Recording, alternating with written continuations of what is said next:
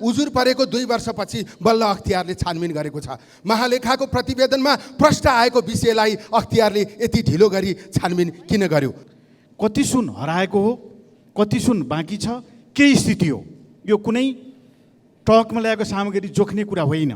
यो कुरा सत्य तथ्य सदनमा गम्भीरतापूर्वक विषय उठेको हुँदाखेरि यो सम्मानित सदनमा सत्य तथ्य जानकारी गराउनको निम्ति त्रेतायुगमा रामहरूले ठोक्ने, यो कलियुगमा हरामहरूले ठोक्ने, त्यो युगदेखि यो युगसम्म दलितहरू पीडितको पीडितै, मारिएको मारिएकै, दमनमा परेको परेकै। यो राज्यका संवैधानिक निकायहरूमाथि यसरी हस्तक्षेप गरिन्छ भने राष्ट्रिय स्वतन्त्र पार्टीलाई त्यो सही हुने छैन, राष्ट्रिय स्वतन्त्र पार्टीले त्यसलाई स्वीकार्ने छैन।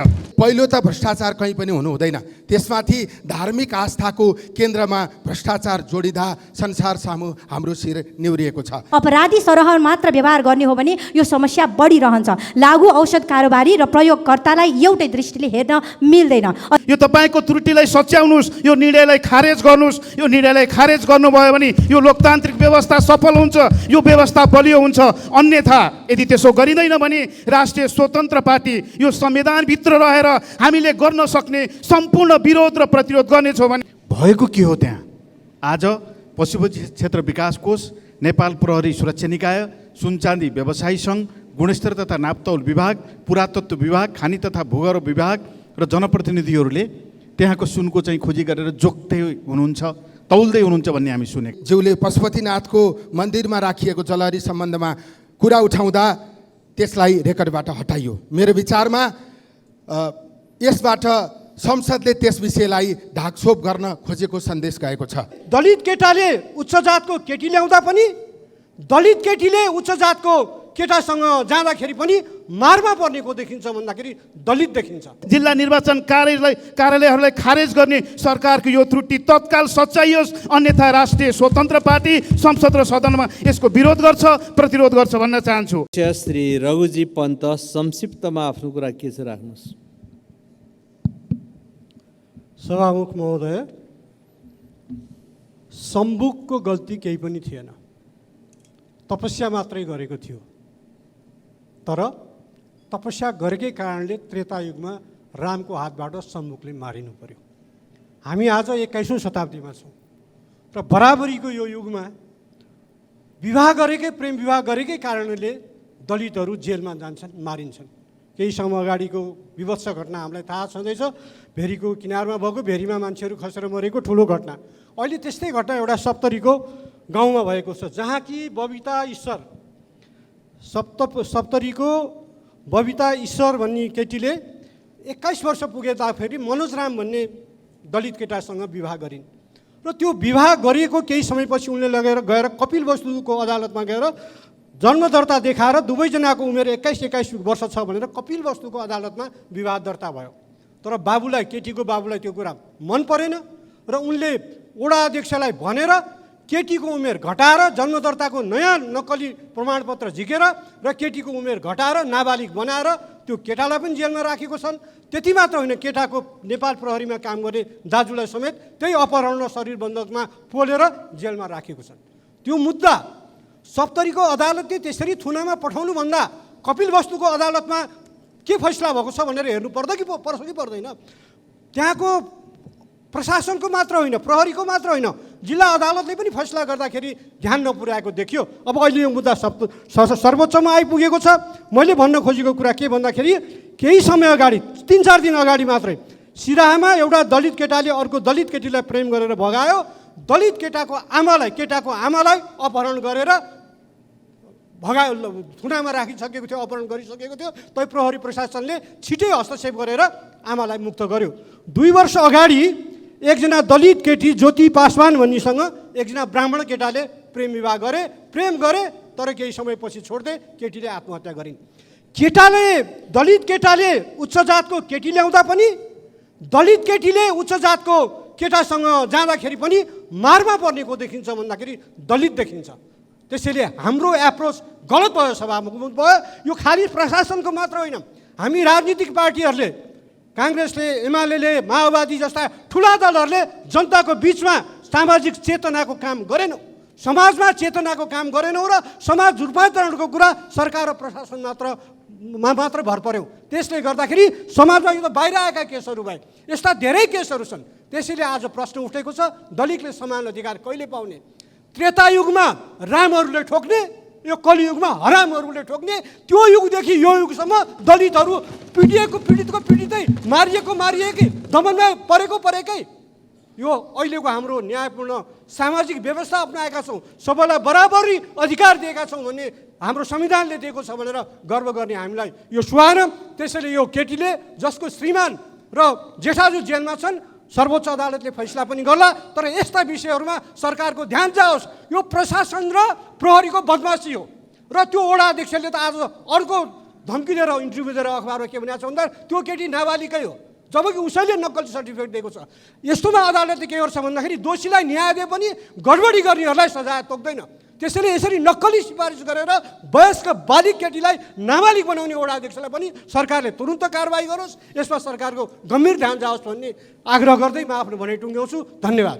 सम्मान्य सभामुख महोदय, नेपाल सरकारको आर्थिक वर्ष 2080-81 को नीति कार्यक्रम तथा बजेट प्रस्तुत गर्ने सिलसिलामा यही 2080 साल जेठ 15 गते माननीय अर्थमन्त्रीबाट जिल्ला निर्वाचन कार्यालयहरू खारिज गरी जिल्ला प्रशासन कार्यालय अन्तर्गत राख्ने व्यवस्था गरियो। सामान्य सभामुख मार्फत लोकतन्त्रमाथि भएको यो षड्यन्त्रको राष्ट्रिय स्वतन्त्र पार्टी घोर भर्त्सना गर्दछ। सामान्य सभामुख महोदय, यो राजनीतिक आन्दोलनले स्थापित गरेको व्यवस्था हो। यो व्यवस्थामाथि षड्यन्त्र गर्न पाइँदैन। स्वतन्त्र र संवैधानिक व्यवस्था भएको निर्वाचन आयोगलाई सरकारको सिडिओ कार्यालय मार्फत राख्नु यो राजनीतिक कुचेष्टा हो र यसले लोकतन्त्रलाई बलियो बनाउँदैन भन्ने हाम्रो ठम्याइ छ। यसले एकातिर जनताको मताधिकारलाई अप्ठ्यारोमा पार्छ भने अर्कोतिर स्वतन्त्र रूपमा जन्मेका राष्ट्रिय पार्टीहरूलाई राष्ट्रिय राजनीतिमा बन्देज लगाउने षड्यन्त्रपूर्वक खेल रचेको छ भन्ने हाम्रो ठम्याइ छ। म सम्मान्य सभामुख मार्फतलाई भन्न चाहन्छु, यो आजको सङ्घीय लोकतान्त्रिक व्यवस्था कुनै अमुक राजनीतिक पार्टीको सङ्घर्षले मात्रै आएको होइन। तमाम नेपाली जनताको विज्ञान चेतना र उहाँको सबैको ज्ञानले आएको यो व्यवस्था हो। यो व्यवस्थामाथि कुनै निश्चित राजनीतिक पार्टीको स्वार्थले यो राज्यका संवैधानिक निकायहरूमाथि यसरी हस्तक्षेप गरिन्छ भने राष्ट्रिय स्वतन्त्र पार्टीलाई त्यो सही हुने छैन, राष्ट्रिय स्वतन्त्र पार्टीले त्यसलाई स्वीकार्ने छैन। म सम्मान्य सभामुखज्यू मार्फत नेपाल सरकारलाई भन्न चाहन्छु, यो तपाईँको गल्ती, यो तपाईँको त्रुटिलाई सच्याउनुहोस्, यो निर्णयलाई खारेज गर्नुहोस्। यो निर्णयलाई खारेज गर्नुभयो भने यो लोकतान्त्रिक व्यवस्था सफल हुन्छ, यो व्यवस्था बलियो हुन्छ। अन्यथा यदि त्यसो गरिँदैन भने राष्ट्रिय स्वतन्त्र पार्टी यो संविधानभित्र रहेर हामीले गर्न सक्ने सम्पूर्ण विरोध र प्रतिरोध गर्नेछौँ भनी जानकारी गराउन चाहन्छु। सामान्य सभामुख महोदय, यो सानो कुरा होइन। लोकतन्त्रमा निर्वाचन मेरुदण्ड हो, लोकतन्त्रको मेरुदण्ड हो। जनताले आफ्नो स्वेच्छाले जनप्रतिनिधि छान्न पाउनुपर्ने यो अधिकारको सुनिश्चित गर्ने, मतदाताहरूको अद्यावधि गर्ने, निर्वाचनलाई निष्पक्ष र धाँधली बनाउने जिम्मेवारी पाएको संवैधानिक आयोगको जिल्ला निर्वाचन कार्यालयहरूलाई खारेज गर्ने सरकारको यो त्रुटि तत्काल सच्याइयोस्। अन्यथा राष्ट्रिय स्वतन्त्र पार्टी संसद र सदनमा यसको विरोध गर्छ, प्रतिरोध गर्छ भन्न चाहन्छु। अहिले संसदको बजेट अधिवेशन चलिरहेको छ। म सम्मान्य सभामुख मार्फत अर्थमन्त्रीलाई भन्न चाहन्छु, विनम्रताका साथ म भन्न चाहन्छु, यो निर्णयलाई खारेज गर्नुहोस्, यो निर्णय फिर्ता लिनुहोस्। अन्यथा हामीले तपाईँको प्रस्तावलाई पनि खारेज गर्नुपर्ने हदसम्म जानुपर्ने छ भन्दै म आफ्नो भनाइ यहीँ टुङ्ग्याउँछु। धन्यवाद। मान्य सदस्य श्री डोल प्रसाद अर्याल।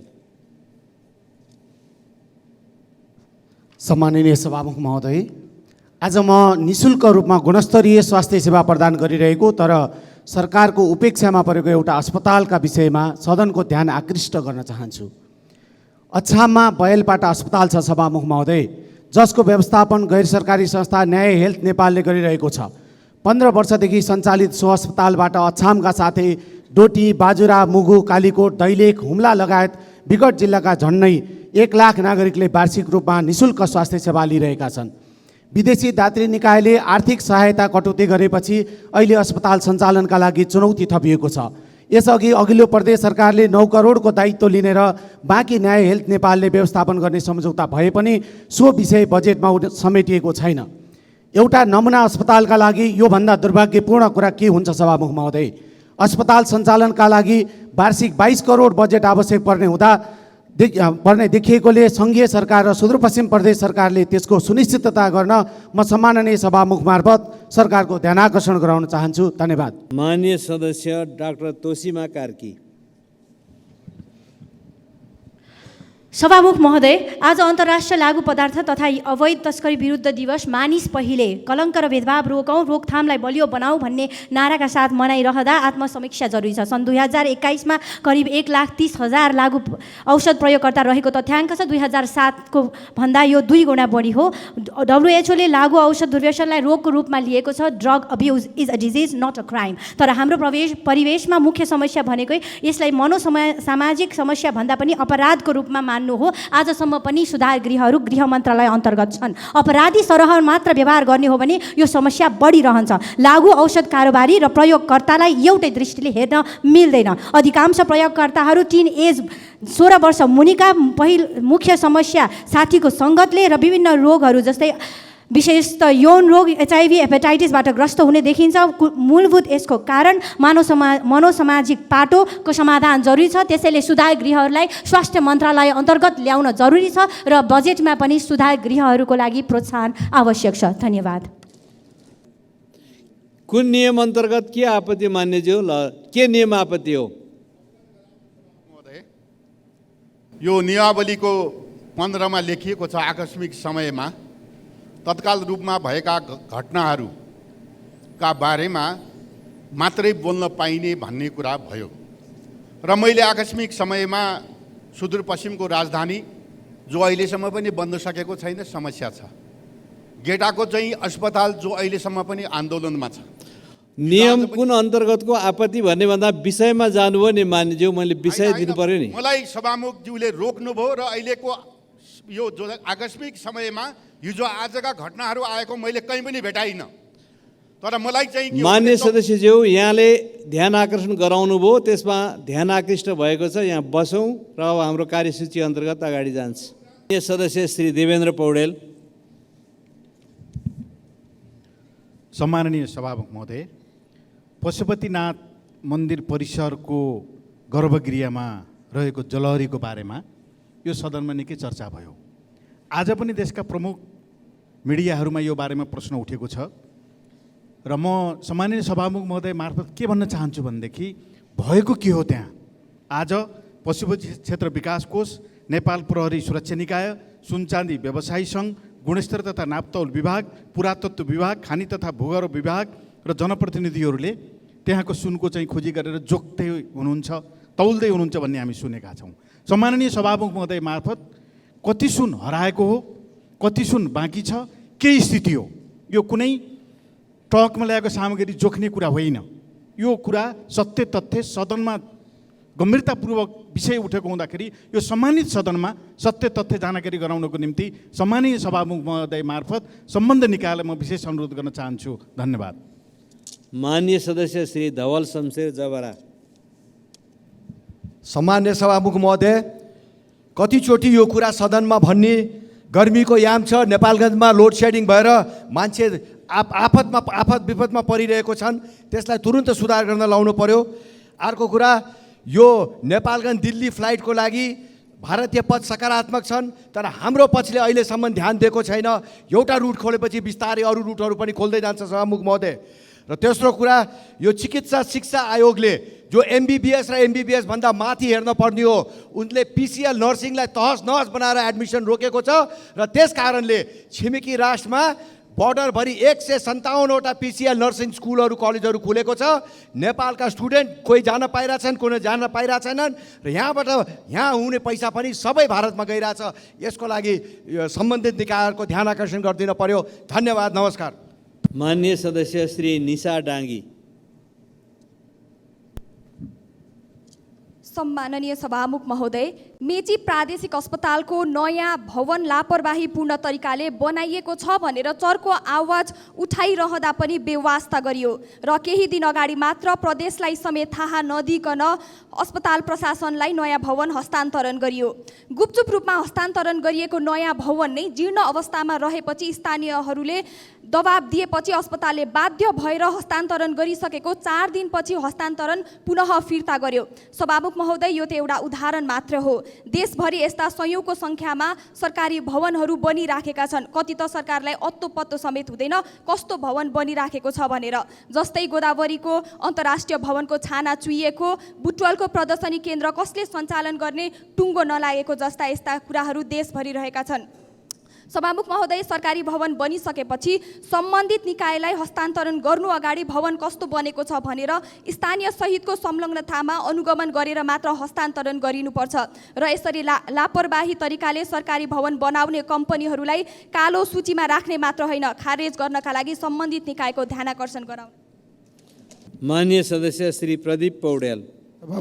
सभामुख महोदय, केही दिन अगाडि यही सदनमा एकजना माननीय ज्यूले पशुपतिनाथको मन्दिरमा राखिएको जलहरी सम्बन्धमा कुरा उठाउँदा त्यसलाई रेकर्डबाट हटाइयो। मेरो विचारमा यसबाट संसदले त्यस विषयलाई ढाकछोप गर्न खोजेको सन्देश गएको छ। सभामुख महोदय, पहिलो त भ्रष्टाचार कहीँ पनि हुनु हुँदैन, त्यसमाथि धार्मिक आस्थाको केन्द्रमा भ्रष्टाचार जोडिँदा संसार सामु हाम्रो शिर निहुरिएको छ। यसले केही प्रश्नहरू उठाएका छन्। यस्ता विषयमा तत्कालीन सरकारले गरे जस्तै गरी अब निर्णय गर्न पाइने कि नपाइने पहिलो कुरा। दोस्रो कुरा, उजुर परेको 2 वर्षपछि बल्ल अख्तियारले छानबिन गरेको छ। महालेखाको प्रतिवेदनमा प्रश्न आएको विषयलाई अख्तियारले यति ढिलो गरी छानबिन किन गर्यो? यसको निर्णय प्रक्रिया र कार्यान्वयनका सन्दर्भमा थुप्रै विषयहरू जोडिएका छन् र ती व्यापक रूपमा टीका टिप्पणीको विषय बनेका छन्। सम्माननीय सभामुख मार्फत म सदनलाई अनुरोध गर्न चाहन्छु, यो गम्भीर विषय छानबिनका निम्ति सदनले एउटा समिति बनाओस्, यसको पूर्ण र निष्पक्ष छानबिन हुने स्थिति निर्माण होस्। धन्यवाद। माननीय सदस्य श्री प्रेम सुवाल।